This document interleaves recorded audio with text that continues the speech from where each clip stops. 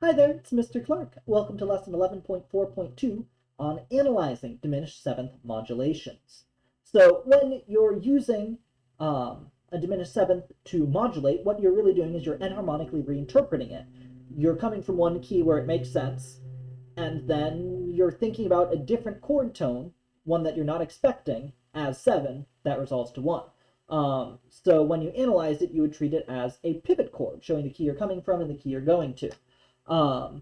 So my piece Triple Threat uses the same diminished seventh chord, sounds the same every time, to modulate many times throughout the piece. And the sonority in question is so. So we start out in the key of F. And we stay in the key of F. No questions there. It's just F1, 7 diminished 7, whatever inversion you want to consider it, back to 1. Beautiful. This next time it comes back, we're still in the key of F, haven't modulated yet.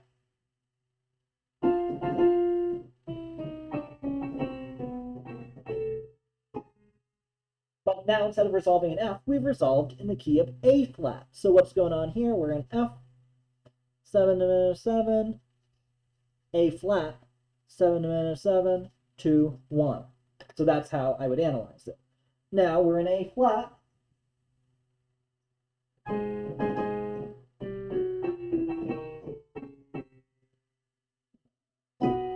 C flat.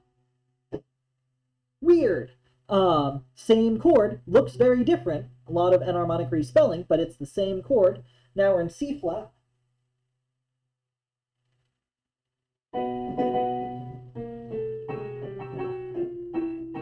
And then we end up in, D. Let me, wow, I can't play that. There we go. Then finally, we're in D.